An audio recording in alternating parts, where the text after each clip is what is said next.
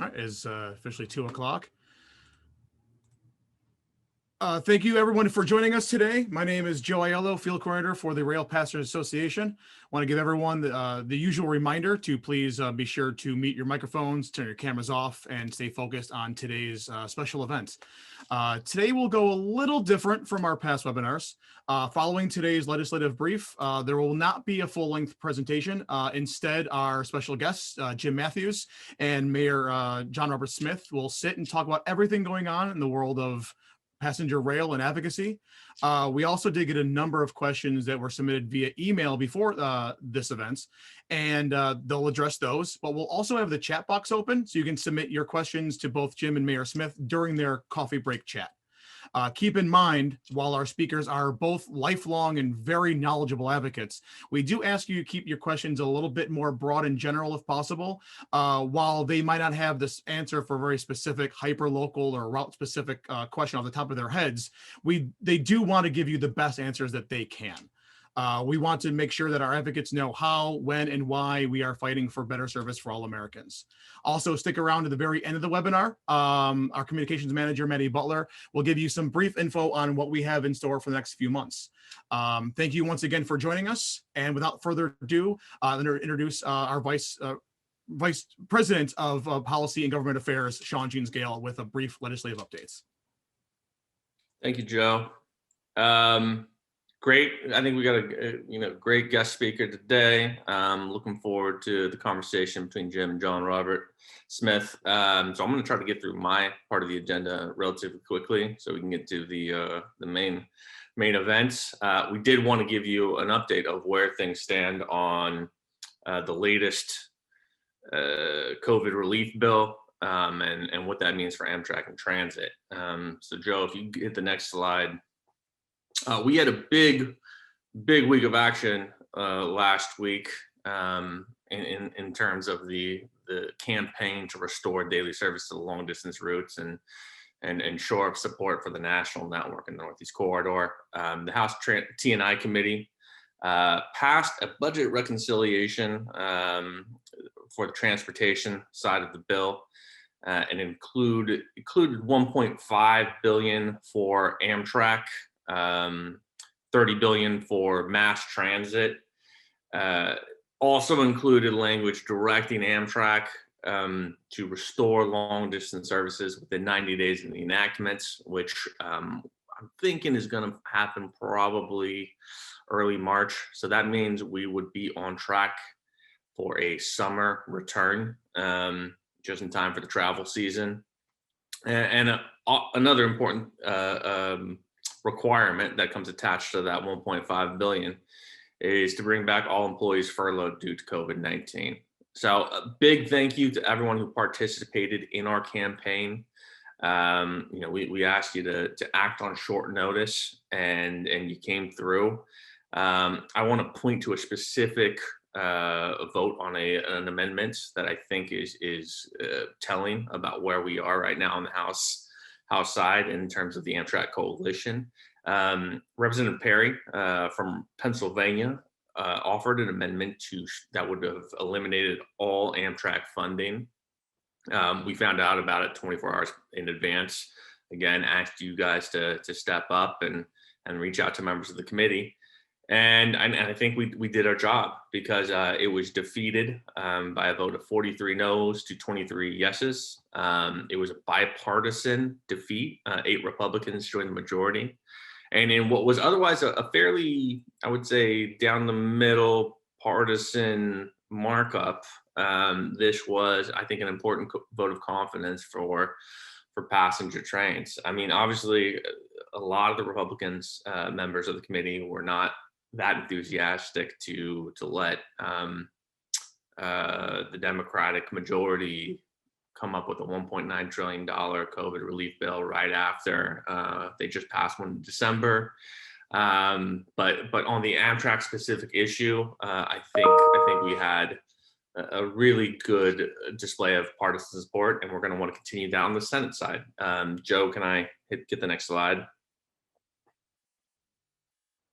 So next steps for this bill, the individual bills, transportation, energies, labor, etc., they're going to head to the House Budget Committee for consolidation. That vote is expected to be a formality. Before it goes to the House floor, it needs to run through the House Rules Committee as well. The last I heard was that they are targeting a February 26th vote on the House floor. I don't know what the parliamentary rules are going to be yet. I'm going to, I suspect to the extent possible, they will try to limit debate, limit the number of amendments on the floor, just do an up or down, yes, no vote. I think the Democrats have it, obviously. From there, it heads to the Senate Budget Committee. The Senate Democrats are indicating they don't want to get into an extended process of marking up that bill, sending it to the individual committees, and that they're going to send it directly to the Senate floor. Again, whether it's an up-down vote or we have to worry about amendments, I don't know yet, but I do know that they are House leadership, Senate leadership, on the Democratic side, they're targeting final passage ahead of the March 14th expiration of unemployment insurance. So time marches on. We got to move quickly. And again, like I said, that's on passenger rail. That's good news because the 90-day clock starts ticking from the moment of passage. And I think we want those trains running again for the summer season. Joe, can I get the next slide? Thank you. Coming up, and again, I don't want to step on the conversation that Jim and John Robert are about to have here, but I expect in the next few weeks, the Biden administration is going to reveal an infrastructure proposal. We'll find out more what the contours, the funding levels of that are going to be, whether they envision it being, kind of separate from a reauthorization process. How it will interlock with kind of these annual appropriations bill, all that kind of thing. So deadlines for submissions to individual member offices are approaching quickly. Tomorrow is I believe the date for you to get requests to the Senate. So if there's a project in your neighborhood, in your region that you feel is worthy, it would be a good time to reach out to your Senate office and let them know. We're going to reach out ourselves, but there's hundreds and hundreds of these offices we have to reach out to. And so when it comes from constituent, when it's personalized and localized, that makes a big deal. Finally, we are hearing Democratic appropriators making noise about restoring earmarks. There's a lot of messaging that needs to be done. However, the new appropriations chair, Rosa DeLauro from Connecticut, is apparently on board with it. Steny Hoyer, the House Whip, is I think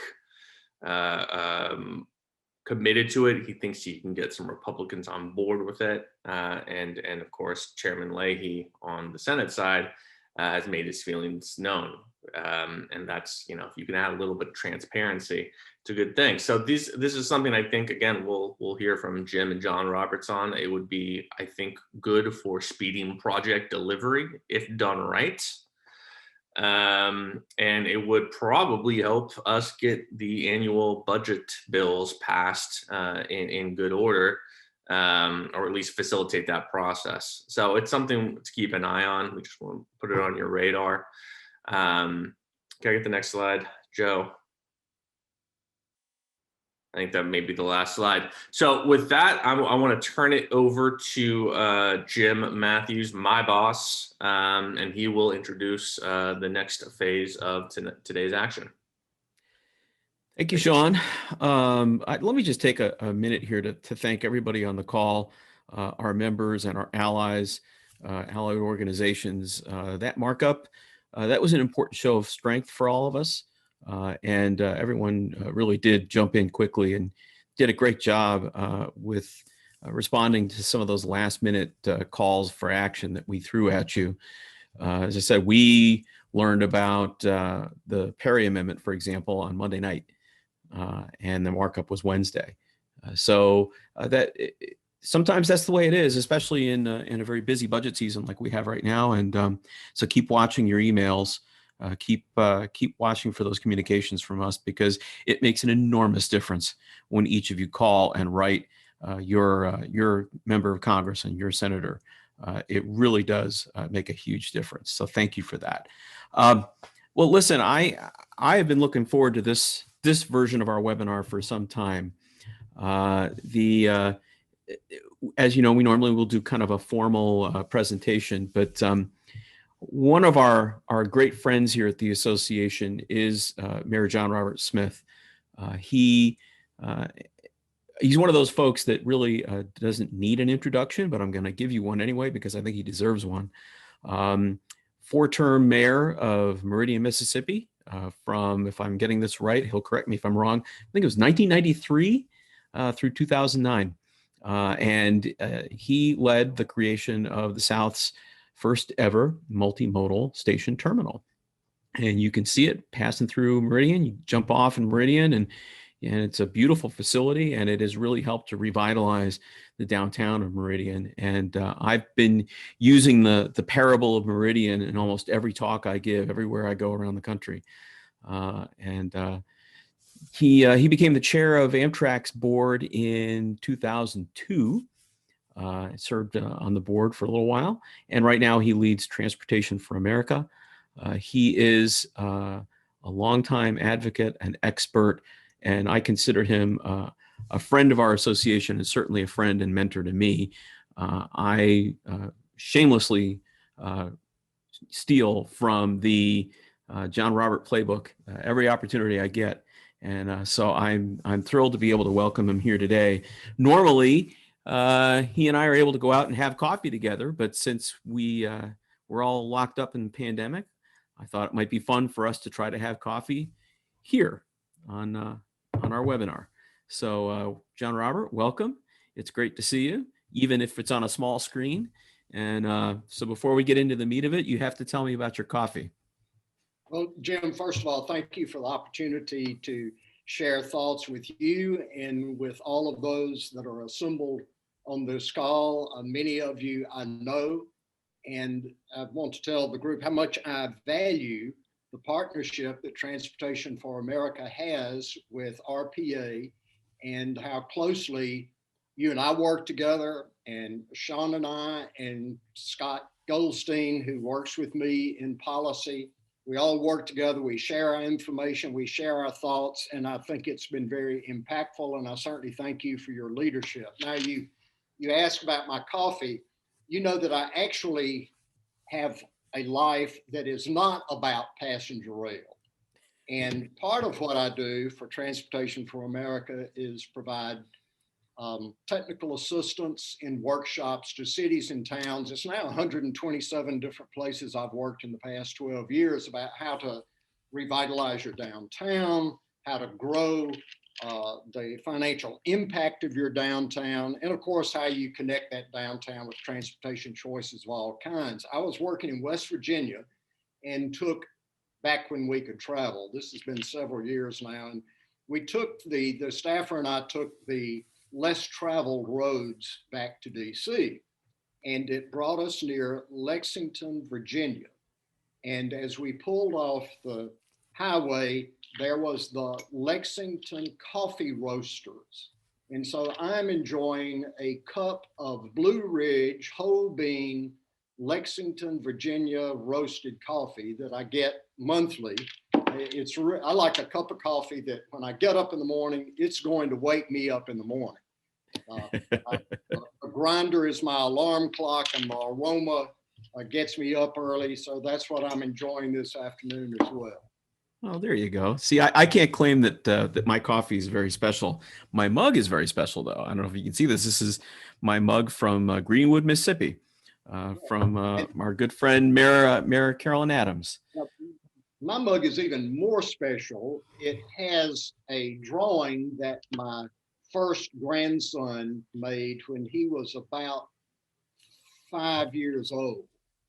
So I always use it on weekdays. And as you know, I have 4 grandsons now, aged 15 to just over 6-8 months. And so they keep me going and keep my vision focused on the future and not on where we are right now. That's the right attitude. But where we are right now is actually kind of important.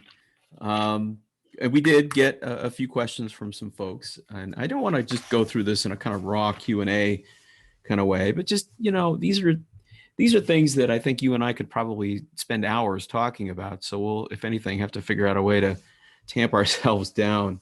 But we got all kinds of questions around Amtrak and transit and ridership and kind of where things stand through COVID.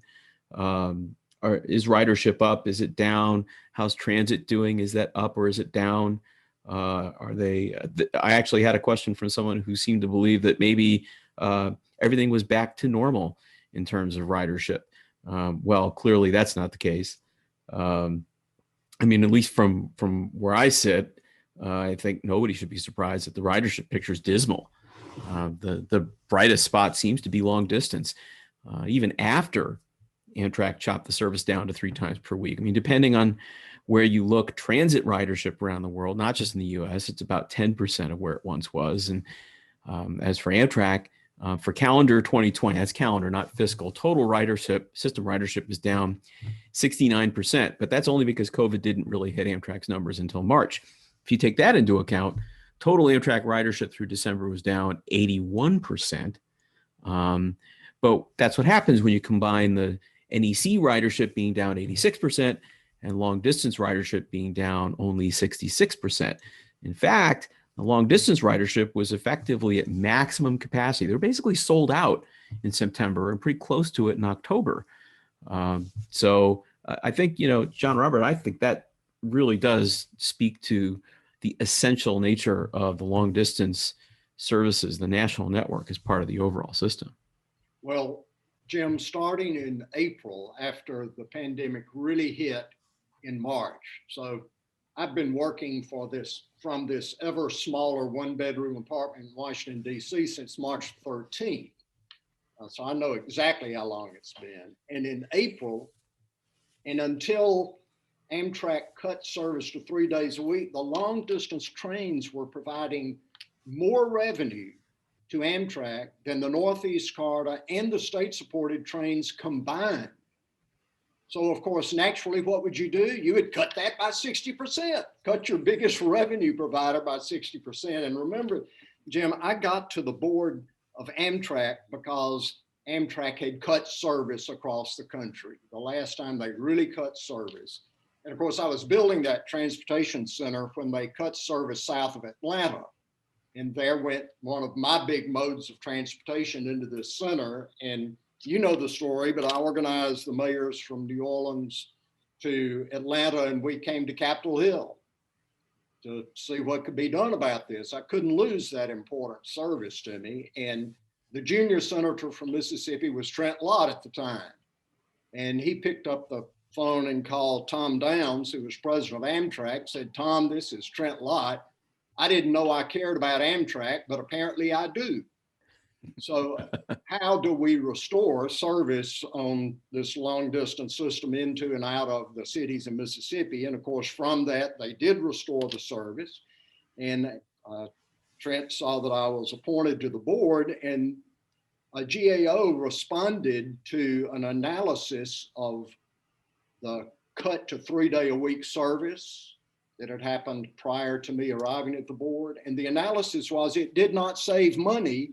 It cost Amtrak much more money than it saved. And yet we went back through this process once again. And I know you and I and others reached out to Amtrak and said, it's been proven this does not work. Add more. You're going to reduce occupancy in coaches by 50%, add more equipment. You have equipment, add that to it. This is a safe way to travel. These people that are riding our long distance trains these are not elective trips. These are trips they need to make for family, for education, in some cases for jobs. One thing think the reason that the Northeast Corridor is down so significantly is those were elective trips, business trips, but now those business trips can be made virtually instead of physically.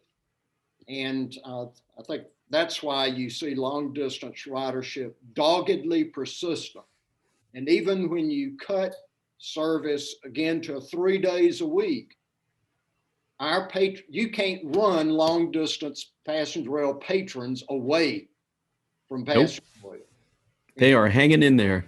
And it seems that it has been tried to run them off, but they remain, as I said, very persistent in their need and demand for passenger service and for daily service. And Congress has heard that voice.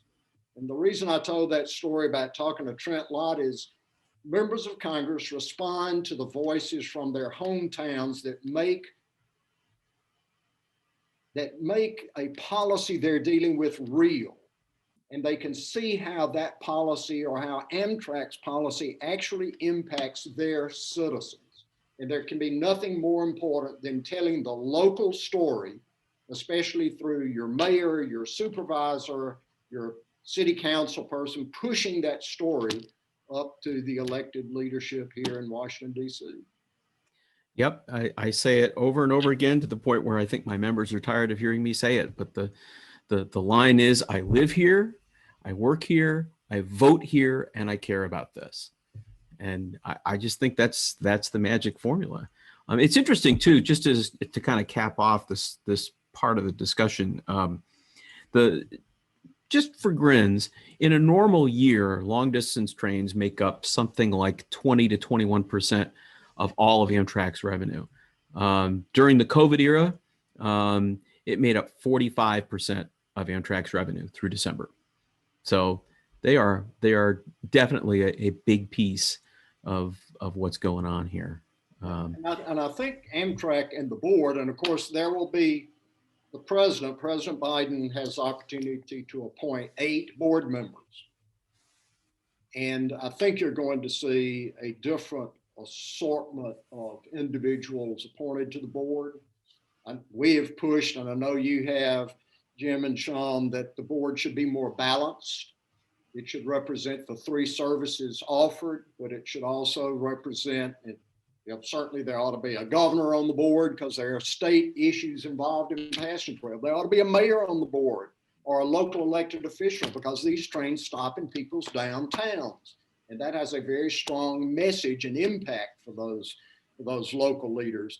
And Amtrak has certainly demonstrated that they need to have a voice from the disability community as a part of the decision making.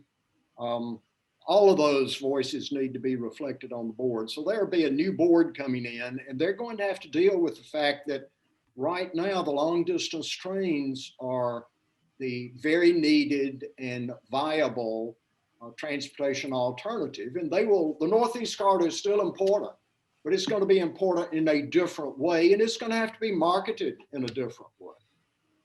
Exactly. And, I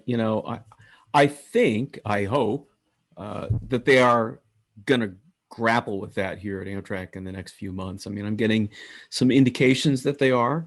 I hope they are. I hope they're serious. Certainly, I think a new board will help to concentrate minds on that score. And I'm very hopeful about the names that I've encountered when we're talking about potential board members. We put in, we were asked for our wish list. I know you were asked for your wish list. I think we're all kind of circling in on the same kinds of folks. I think a governor, I think a mayor, I think a disabled advocate, I think a passenger advocate would be good. That is going to change the direction, I think, in a good way for the future. And I think they are anticipating that within Amtrak's management ranks and already starting to move in that direction. I think they know where it's going. Jim, when I was on the board, it was equally split, Republican, Democrat, with the secretary, Rodney Slater, Democrat, making the swing vote. But there were never any swing votes to be had. It was a very bipartisan board. There was never one partisan words spoken. The board understood that the long distance trains were important to me and Governor Tommy Thompson and Governor Linwood Holton, and the Northeast Corridor was important to Michael Dukakis and to other board members there. So it was a very good give and take. And one of the things we did that I think was so helpful was I asked, as when I was chair, that we move at least one meeting out of Washington, D.C. every year. Go see the system because it's different in different parts of the country. And, you know, unfortunately, board members of recent years, they don't ride the trains. I mean, they may ride the corridor, but probably have never been on a long distance train. And you need to know the service of which you are governing. And I think it was very revealing to our board members to get out and to see the system in California and in Meridian, Mississippi, and in Boston, and you know, in Denver, Colorado. I think just one trip on the network will convert the folks who need to be converted. I mean, it's just, remember when we sent that Wall Street Journal reporter your way to do the feature, and so I asked if you would take them on a trip down to see Meridian, and by golly, they did it. And that little video is actually pretty extraordinary. You can kind of see the case for the trip and for the service. And you know, I remember that woman. I think was she in her 90s? Yes, late 90s. She was celebrating her 100th birthday. 100th birthday. She was getting on the train in Atlanta, Georgia, headed south to, I believe, Birmingham, or close to it, and to be with family for her 100th birthday. And the only way she could get there, she sure wasn't going to drive, and the only way she could get there comfortably and safely was on that train. And she just happened to be on board when the reporter was there with me. And I said, you see that lady right there? And of course, there were people in Atlanta were doing a big celebration for her getting on the train and her 100th birthday. And also there was a young man with two daughters, little girls, all dressed up. You could tell traveling on the train was a big deal, and they were going to visit their grandmother. And he couldn't drive them down there. But they were all dressed up. Taking the train was like flying once was, where we dressed up to take a flight. And they were boarding the train as well. And that reporter got it. He sat and talked to them and realized this is your connection. This is critical to you. And it told the story beautifully and demonstrated it far better than I could relate it. And that's why I think, you know, for board members and senior executives, they've got to ride the system. They've got to see what's out there, and they've got to see the use case. They've got to understand what this service means to the communities that they serve. I mean, this is the message I deliver all the time. And it's one thing for me to say it, but it's another to hear from, you know, say my friend Carolyn Adams, the mayor of Greenwood, what that service means to that town and to what they're trying to do there. And Jim, we pushed so hard to see that daily service returns, and finally that has broken through to Amtrak that yes, you know, they said, well, we'll do what Congress wants us to do. Well, Congress said run the dadgum trains daily, and that message has finally gotten through. But I don't want to see Amtrak return daily service and run long distance as the transportation of last resort. You need to run a quality service. You need to be treated in a quality way on board. As I was talking to you earlier, you know, when you carry human beings, they have particular needs that you have to address. And one of them is if they're going to be on a long distance train, they have to eat. And they have to eat healthy meals. And they have to eat meals that can be adjusted for the health issues that they face. And when you look at a pre-prepared meal, which I'm telling you, what is pictured on Amtrak's website is nothing like what you actually get. And a beef tips meal is like 2,400 milligrams of sodium in a meal. That's not a healthy meal. So we're working with several offices on language that would require healthy, amendable meals so that if you have high blood pressure, there's a food choice for you that is healthy for you. And we can do that, and we can do that in coming out of the COVID pandemic. That's no reason to stay with microwavable meals. No, and I think that's an important point. They started down this road before the pandemic. They have now pivoted and said, well, we're doing this because of the pandemic. Well, that's fair. It does make sense right now. But, we've had conversations with Representative Cohen's office. And, one of the things that came out of the HR2 bill last session was the provision for a panel that would review food and beverage on Amtrak. And it required that there be actual customers, actual passenger types represented in that food and beverage working group, and to really address this. And I think, between your efforts and ours, I think that message is resonating. I'm sensing a thaw, and it certainly didn't hurt that we managed to get the MICA provision pulled out as well.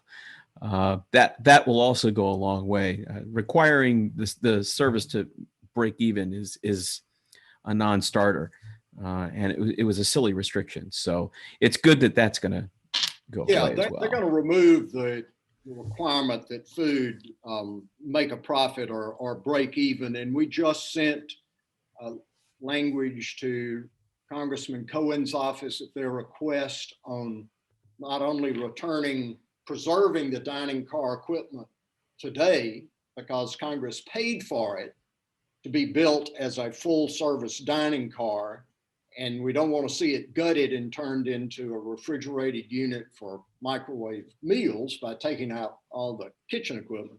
But we also found a way to equate what is a healthy meal. And there's actually language around what constitutes a healthy meal that was developed for feeding school children healthy meals. And that can easily be the guideline to establish what is a healthy meal on board a train. Which is terrific. I mean, it's it's funny. We talk about a lot of things around transportation policy and rail policy, new frequencies, new routes, all of that. But it is important to recognize if you're going to be on a train for 27, 28 hours, 30 hours, you got to be able to eat more than pizza and hot dogs. You just have to. And as you said, 2,400 milligrams of sodium for each meal by the time you're done. If you didn't have high blood pressure before, you'll have it by the time you get off. Well, what is telling is on a long distance trip, we provide policy advice for the Southern Rail Commission. And I wasn't on the trip, but 3 of my commissioners were on the Empire Builder. And Amtrak's own personnel came to them and said, you don't want to eat this. Here's a stop coming up where you can get a pizza in time to reboard the train. And further on down the line is a great little ice cream shop that you can jump off the train. You'll have plenty of time to get your ice cream and get back on. And by the way, bring us some when you come back on board. So it's telling when your own crew says, I wouldn't eat that if I were you. And yeah, that's got to be changed. Yeah, it does.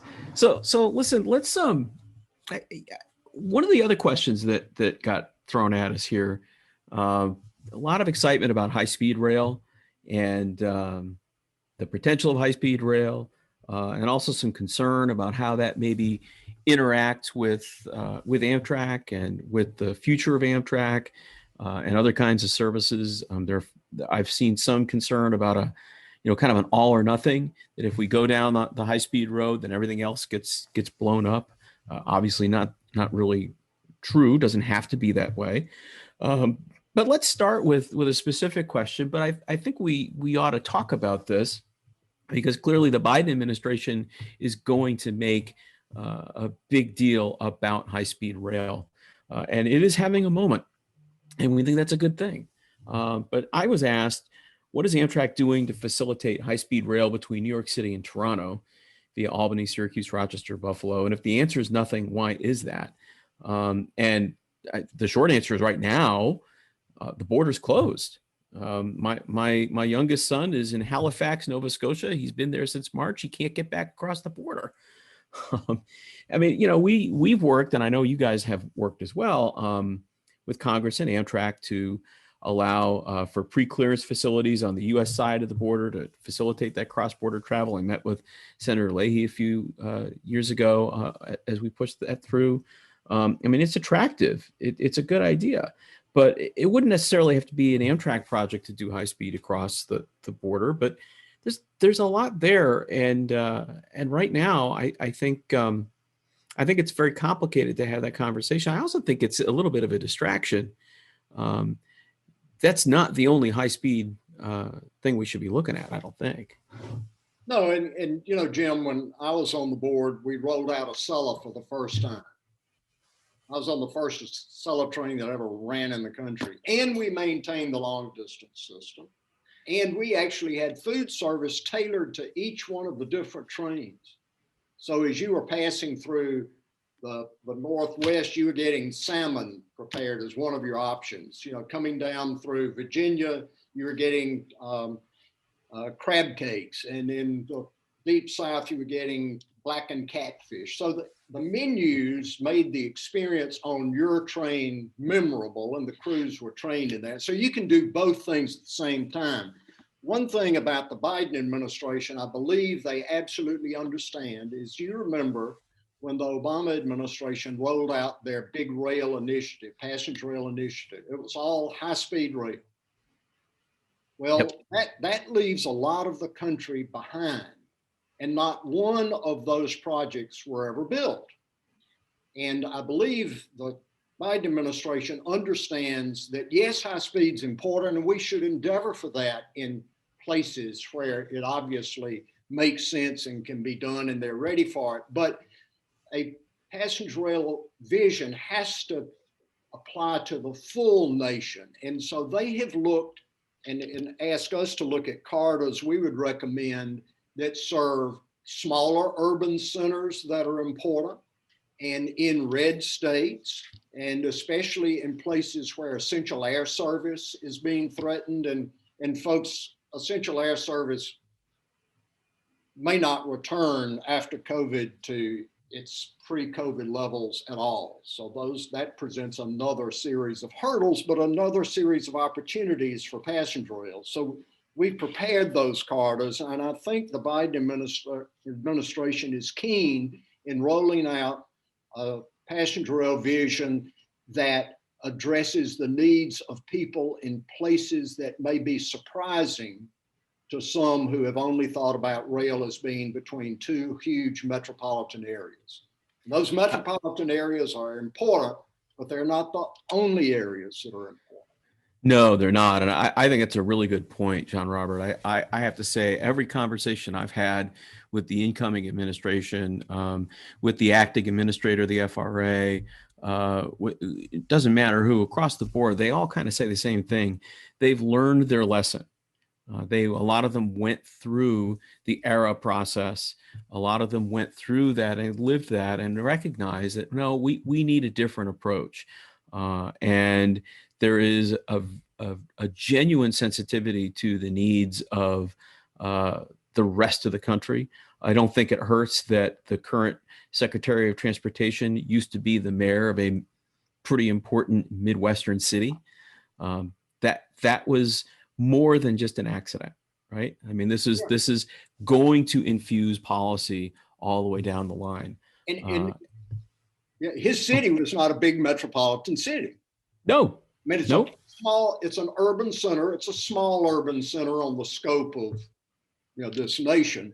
But yes, I think Secretary Buttigieg genuinely gets that. And if you heard in his confirmation hearing, of course, Senator Wicker, who was still chair of Commerce at the time, his first question was, if I invite you to come ride between New Orleans and Mobile and show you what we're trying to do, will you ride? And he said, yes, I'll take you up on that offer. But he also said, I like to ride short train trips and I like to ride long train trips. And so I think that was a signal from the secretary that I get it. It's long, every form of passenger rail service has its place in the vision that this administration is going to have.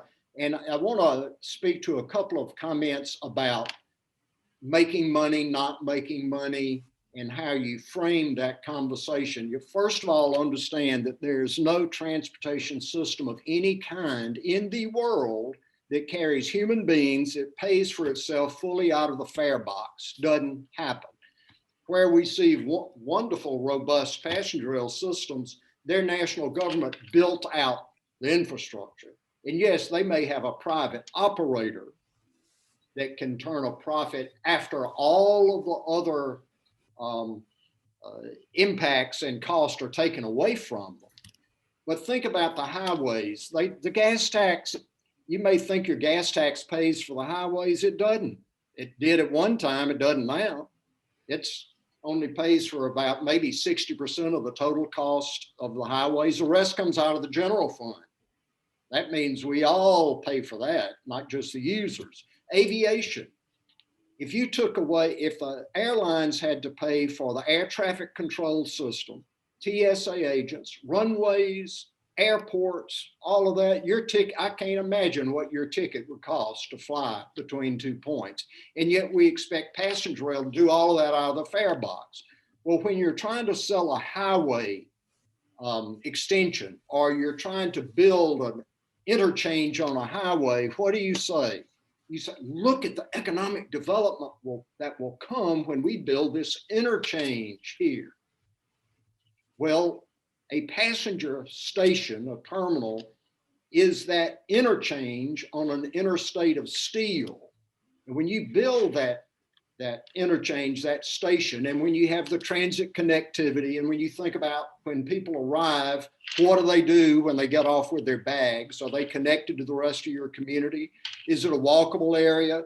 You know, if you brought your bike on the baggage car with you that are now designed to hold bikes on long distance trains, is it bikeable? If you think about all those connectivities around that station, and you'll see tremendous economic development. And of course, you got to give me a minute to brag around Meridian's Union Station. We've leveraged the city's initial investment, $165 for every $1 the city put in.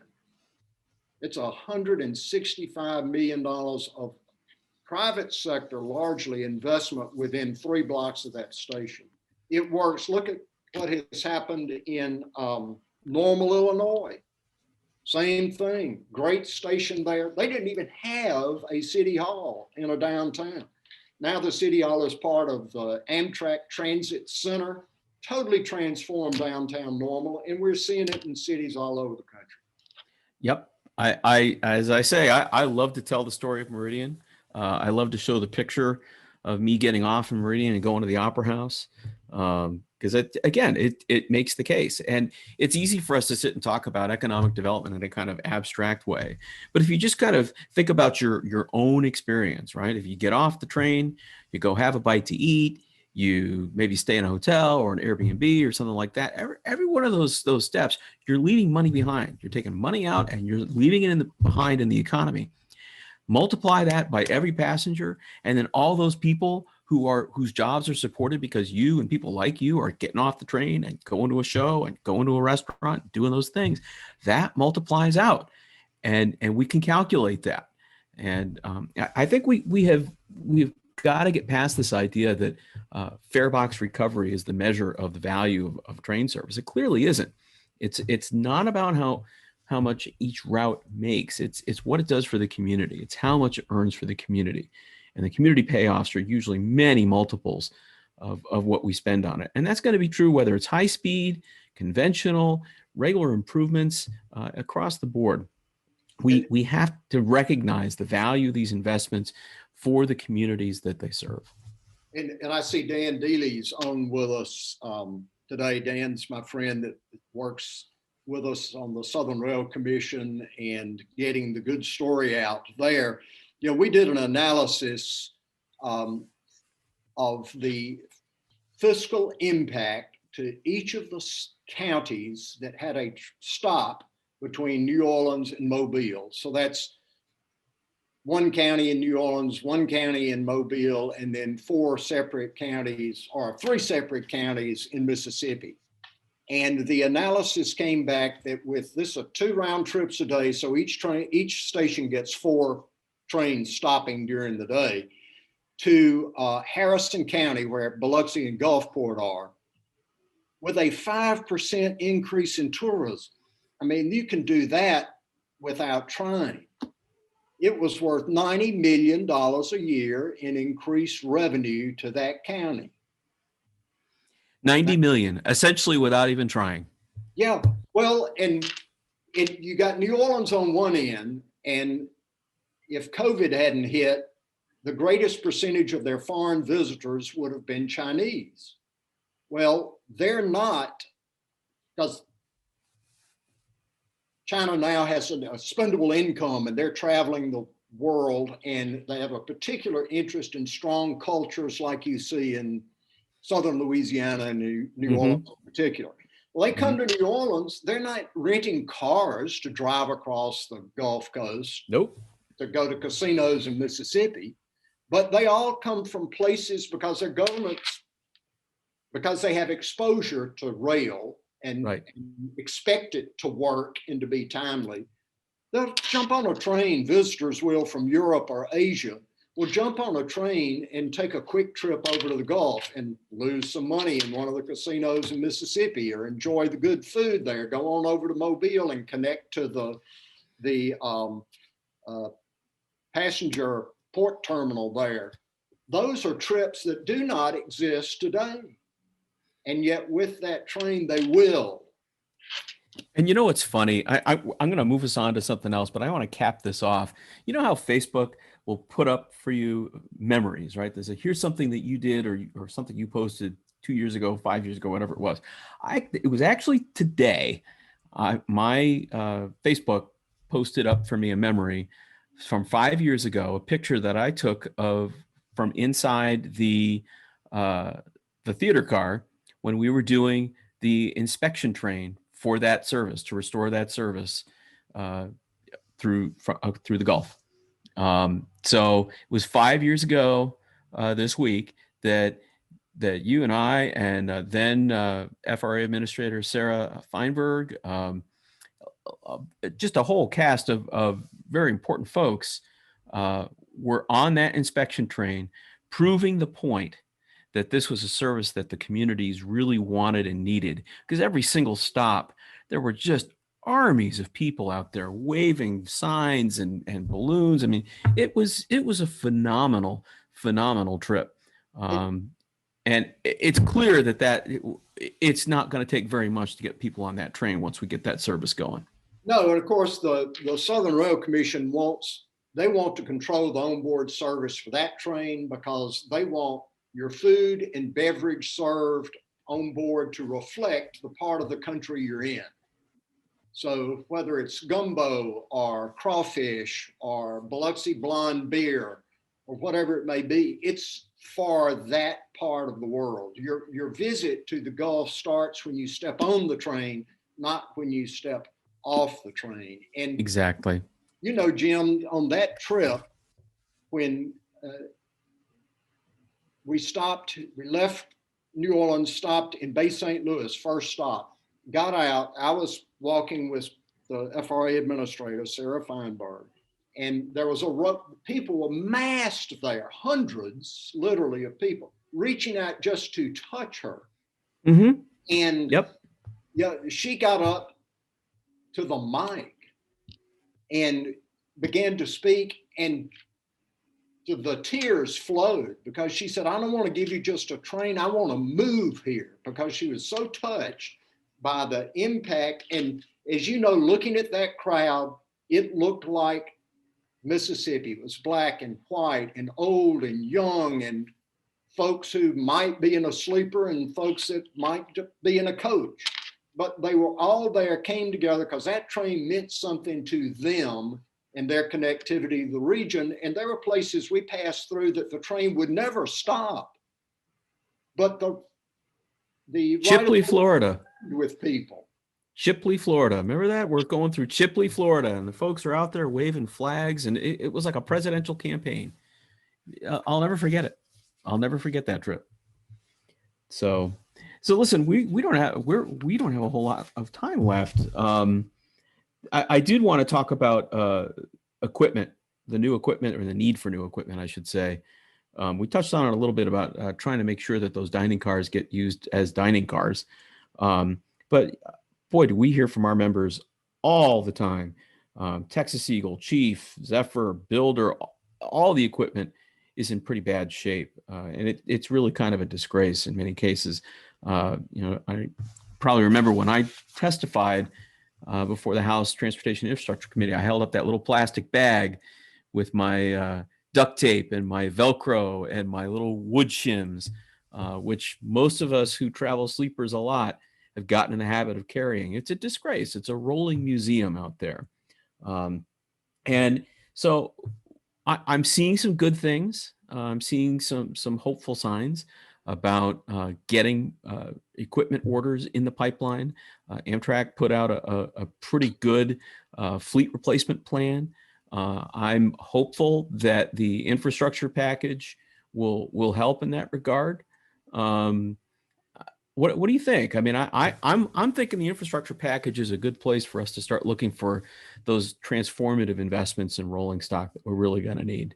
Yeah, absolutely, Jim. And of course, what we have to be vigilant of is Amtrak's capital proposal within any budget request.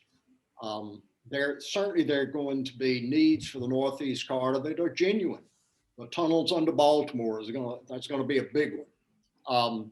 But acquisition of new equipment is also a huge issue for long distance and many state-supported trains as well. And yeah, I remember David Gunn, David Gunn, former Amtrak president. I hired him when I was board chair, and David and I became quite a team, and we would go to the Hill together, which is something leadership of Amtrak doesn't often do together. But the board chair, me, and the president, David, would go to the Hill together and work as a team. And I can remember we were visiting with Senator Arlen Specter, and my main job was to clean up after David had just said very bluntly how he felt. And he turned, in talking about equipment, David turned to Senator Specter and he said, well, Senator, I don't go down to Pep Boys to buy my equipment or replacement parts. And he was sending the clear messages, I've got to have a funding stream I can count on so that I can make a multi-year commitment for new equipment, new locomotives, upgrades of the infrastructure that they do own. And that's an issue that's yet to be resolved by Congress. An ongoing, dependable funding stream for passenger rail. Certainly the capital portion and operating portions of things we'll watch, but the capital is where you'll get your equipment. And it's got to be a commitment not only to design it, but to actually order it and receive those orders and put it in service as intended. Yep, put it out on the road, get it going. And their diners use is axle count out west. They're not being used at all. Just you have to have so many axles on the train you're running under agreement with the freight. So they just put them on as dead equipment for the axle count. That's not what we were intended for. Well, and that's not what the taxpayers paid for. No. And the thing is, I've been on the new diners. I'm sure a lot of us have. They're beautiful. They're beautiful pieces of equipment. They should be in service. So no, I think that's key. And I do think it's important for us to realize that part of how we get there is, instead of looking at these things in isolation, because all of these things are important, is that larger issue of sort of predictable, dedicated funding, right? To be able to have that steady stream, particularly when we're talking about capital investments. These are long-term horizons. You just can't lurch, from cycle to cycle to cycle and make those kinds of commitments that are going to be needed to not only replace the fleet that we have, but to grow the fleet, to support new routes and extra frequencies on existing routes. You got to have that capital locked in and a pretty good time horizon to sort of make sure that you can make those kinds of long-term commitments. And with the commitment to the proper equipment on board long distance trains, you're going to see the onboard service pick up considerably. Think about what someone who works on long distance trains has faced almost monthly with threats of losing their jobs. That's got to weigh on a man or a woman working on those long distance trains. I think you'd see crews so energized and pumped up and feel respected and valued by investment in the equipment and the trains that they serve and that they work on. And of course, the investment in themselves as well. Exactly. I mean, I held up my little plastic baggie to repair my own sleeper, but I know onboard crews that their bag is a lot bigger than mine, and they do all kinds of things to try to improve the customer experience on those cars, and it's because they're not getting the investment they need. And you're right. I think that for the typical typical Amtrak onboard service folks, they take pride in the railroad. They take pride in what they do. And they want a good experience. They want to deliver that good experience for the passenger. And too often in recent years, they've been blocked from being able to do that. So you're absolutely right. I think one of the things that's overlooked is the effect on employee morale that you'll have by making these investments and these commitments. Because it's not just about hardware. What you're saying when you do that, when you write a check like that, you're saying, we're going to be here for the long haul, and you are going to be here for the long haul, doing what you do, serving customers and being out on the road, because that's what they want to do. It's a vote of confidence in them. So I think that's a huge point. We are going to run out of time, but I did want to touch on the Hoosier State. Since Indiana lost the Hoosier State, and now, maybe that puts an emphasis on perhaps a Daily Cardinal. We have been beating the Daily Cardinal drum for some time. I'm feeling cautiously hopeful about the prospects for a Daily Cardinal as we start to go forward.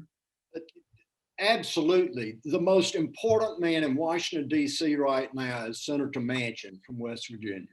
When you've got a 50-50 Senate, and you lose a Manchin or a Tester or a Rosen, it doesn't matter what the vice president thinks, because you don't ever get to 50-50.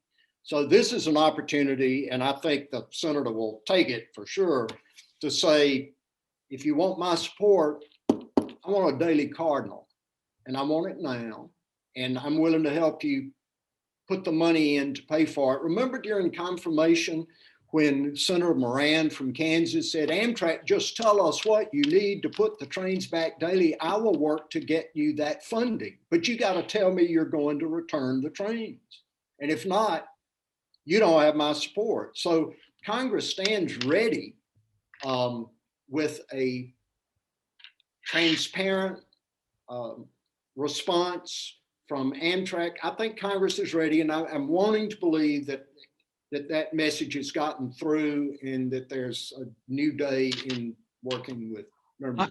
I really believe it has, John Robert. I got to say, I mean, I've had some incredibly encouraging conversations in the Senate. And you're right. I mean, those are the folks. We all know the folks who are going to be the key players here. And I'm also hearing really strong things out of the new administration. There seems to be a kind of coming together, a recognition that, hey, anything that runs 3 times a week is just not worth doing. We need to do better.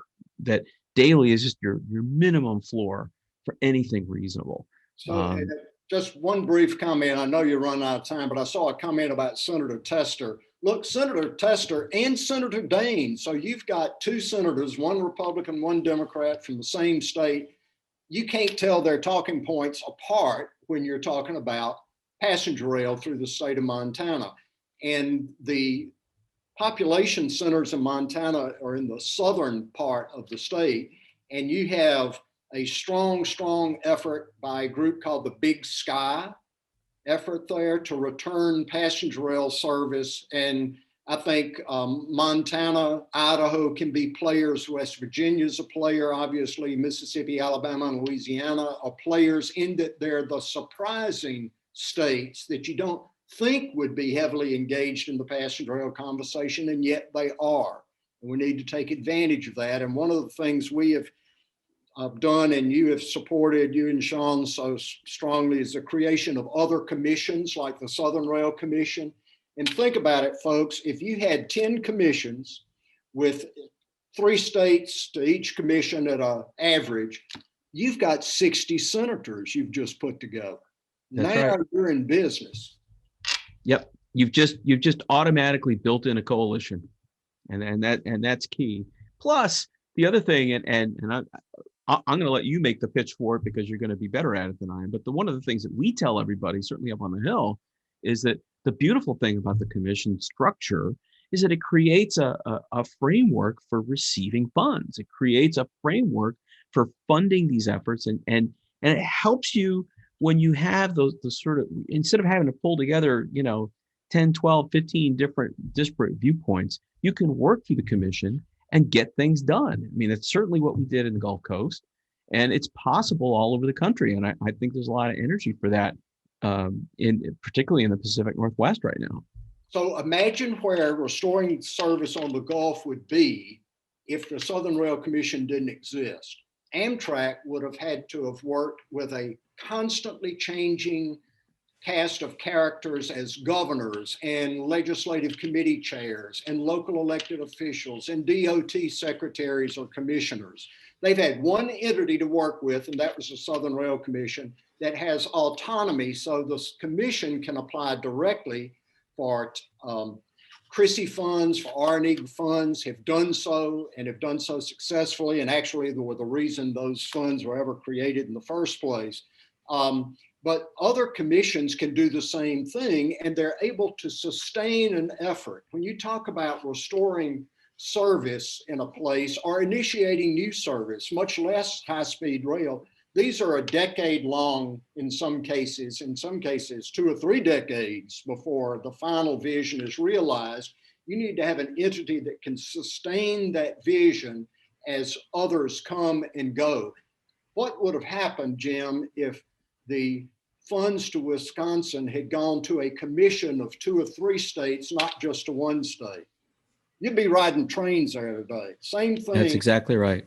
The money, $300 million, was given to the state of Louisiana. General gave it back. If it had been given to the commission over 3 states, you'd be on those trains right now. That's exactly right. That's exactly right. And so that's one of the reasons we, as an association, have put in our reauthorization proposals. We're pushing fairly hard on this idea of sort of cloning the Southern Rail Commission. We think that's a great way to organize rail around the country. We really do. It's the perfect vehicle, and so we're very, very high on that. We're very keen on that.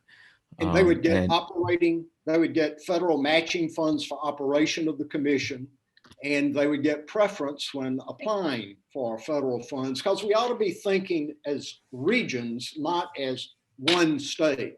Because Virginia is investing a lot in passenger rail, but their vision has to include the capital city region. It has to include North Carolina, probably to South Carolina, and even up to West Virginia. That's the vision, and that's what you want to incentivize across the country. And someone asked, what's the state of the service along the Gulf? But for the 2 freight railroads, we're ready to go. And of course, all of this conversation we've had today, if USDOT, the administration, and FRA, and Surface Transportation Board, and members of Congress don't find a way of incentivizing and coercing freights to be good, honest, transparent partners, which they are required to be by federal law with passenger rail, then we'll never build any of these things. And I have to, oh, I'm sorry. Go ahead. Well, I was going to say, I think we'll be riding a train in the Gulf within the next 12 to 18 months. I was just going to say, I think we're about at the max 2 years away, because we really are as close as we've ever been. And a lot of the big obstacles have been cleared. And so really this is just about getting people to do the right thing. And we really, I feel better about it now than I have really in the last 5 years.